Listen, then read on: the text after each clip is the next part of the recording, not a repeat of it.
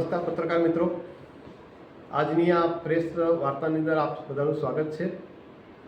આજની આ પ્રેસ વાર્તા રાખવાનું મુખ્ય કારણ છે ભાવનગરની અંદર જે લઠ્ઠાકાંડ થયો, વિદેશી ડુપ્લિકેટ દારૂ જે પકડાયો અને જે મોત થયા એના માટે છે।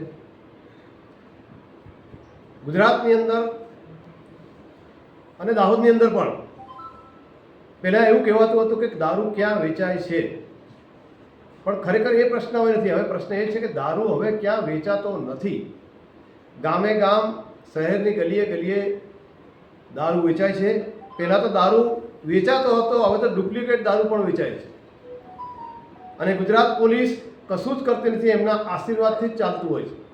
એ શક્ય જ નથી કે પોલીસની મિલીભગત વગર ગુજરાતમાં ક્યાંય દારૂ વેચાઈ શકે। દાહોદની પણ વાત કરીએ તો દાહોદ જિલ્લામાં પણ દરેક ગામ અને દાહોદ સિટીમાં પણ દરેક જગ્યાએ દારૂ વેચાય છે। આ અમારી ખુલ્લી વાત છે, કોઈ વાત નથી અને પોલીસને ખબર જ છે કે તે ક્યાં દારૂ વેચાય છે, ક્યાં ડુપ્લિકેટ દારૂ બને છે। ભાવનગરની આજુબાજુ કોઈ રાજ્યની સરહદ નથી, તો ભાવનગર સુધી દારૂ પહોંચ્યો કેવી રીતે, એ પણ એક પ્રશ્ન છે। દારૂના દૂષણને કારણે કેટલાય પરિવારો બરબાદ થઈ ચૂક્યા છે અને આ ડુપ્લિકેટ દારૂને કારણે લોકોના જીવ રહી રહ્યા છે, પણ પોલીસ અને ગુજરાત સરકારને હર્ષ સંઘવીને કોઈ પડેલ નથી। એમને આમ આદમીની કોઈ ચિંતા નથી।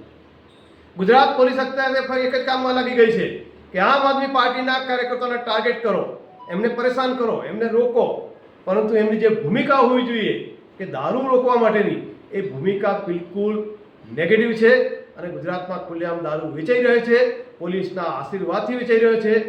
એટલે એમાં કરવું જોઈએ અને એના માટે અમારે આ જે પ્રેસપીસી છે।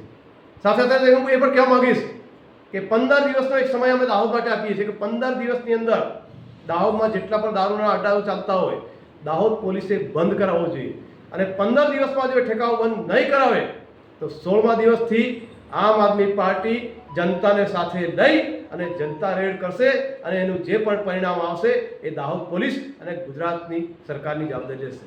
હું ભાનુપ્રસાદ પરમાર, આમ આદમી પાર્ટી દાહોદ લોકસભા ઇન્ચાર્જ।